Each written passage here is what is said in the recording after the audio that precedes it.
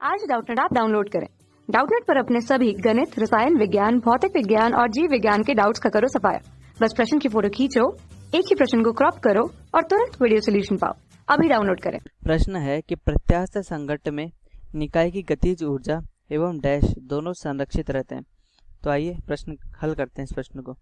हमें सबसे पहले प्रत्यास्थ संघट्ट देखना है कि प्रत्यास्थ संघट्ट में क्या होता है। अब चूंकि हम मान लेते हैं कि दो इस प्रकार से कोई वस्तु है जो कि गति कर रही है, ये u1 वेग से और ये u2 वेग से,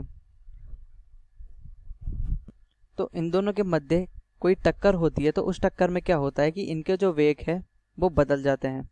ठीक है, ये हम मान लेते हैं m1 द्रव्यमान है, ये m2 द्रव्यमान है, तो इनके वेग क्या होते हैं, बदल जाते हैं। इसका वेग मान लेते हैं v1 है, उसका वेग मान लेते हैं v2। तो ऐसी किसी भी प्रकार की कोई भी परिस्थिति होती है तो उस परिस्थिति को क्या नाम दिया जाता है, उस परिस्थिति को नाम दिया जाता है टक्कर। यानी कि किसकी परिस्थिति है, टक्कर या फिर संघट्ट की। ठीक है, और हमें यहाँ बात करनी है प्रत्यास्थ संघट्ट की कि प्रत्यास्थ संघट्ट में क्या होता है।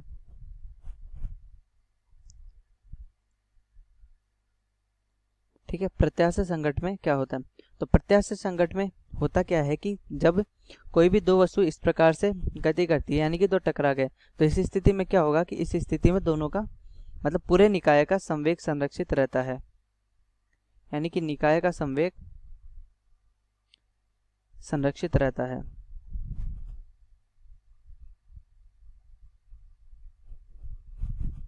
और क्योंकि जैसे कि मान लेते हैं कि ये दोनों टक्कर कर रहे हैं। ठीक है, अभी तो गति कर रहे हैं और उसके बाद मान लेते हैं ये टक्कर किया, तो दोनों ने जब एक दूसरे से टक्कर किया तो दोनों एक दूसरे पे क्या करेंगे, बल लगाएंगे। ठीक है, इसने इधर से बल लगाया और इसने इधर से बल लगाया, तो ये बल होगा F/dt। ठीक है, बहुत ही छोटे परिमाण का ये दोनों बल होगा। और ये दोनों बल किस दिशा में होंगे, एक ही दिशा में होंगे और चूंकि बराबर होंगे। और ऊपर से हम कह सकते हैं कि इस पूरे निकाय पर कोई बाहरी रूप से कोई बल नहीं लग रहा। तो अगर बाहरी रूप से कोई बल नहीं लग रहा, जितने भी कुछ बल है वो आंतरिक बल है, तो हम कह सकते हैं कि इस निकाय का संवेग संरक्षित रहता है। अब वैसे तो हम कह भी सकते हैं कि भाई इनके नीचे m1g भी लग रहा हो, ठीक है, m2g यानी कि गुरुत्वाकर्षण बल भी लग रहा हो, परंतु वो गुरुत्वाकर्षण बल है ऊर्ध्वाधर दिशा में और इसकी गति हो रही है तो क्षैतिज दिशा में। तो निकाय का संवेग संरक्षित किस दिशा में रहेगा, ठीक है, गति की दिशा में।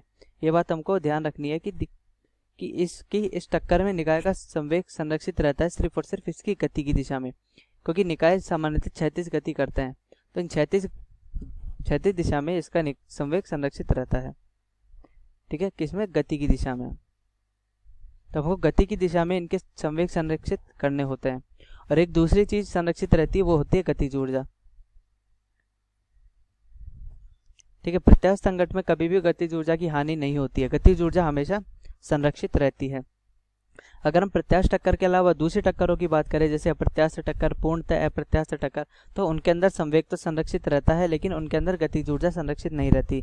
गतिज ऊर्जा सामान्यतः दोनों की टक्करों में कुछ ऊष्मा के रूप में उत्सर्जित हो जाती है। लेकिन इस स्थिति में क्या होता है कि इस स्थिति में किसी भी प्रकार की कोई ऊष्मा उत्सर्जित नहीं होती और इसलिए प्रत्यास्थ टक्कर में गतिज ऊर्जा भी संरक्षित रहती है। गतिज ऊर्जा भी संरक्षित रहती है और संवेग भी संरक्षित रहता है। तो इसी रिक्त स्थान में हमारा क्या उत्तर आएगा, गतिज ऊर्जा एवं संवेग। और इस प्रकार हमारा प्रश्न हल हुआ। कक्षा 6 से 12वीं से लेकर नीट, IIT, JEE वो एडवांस के लेवल तक 1 करोड़ से ज्यादा छात्रों का भरोसा। आज ही डाउनलोड करें डाउटनेट ऐप या व्हाट्सएप करें अपने सारे डाउट्स 8400 400 400 पर।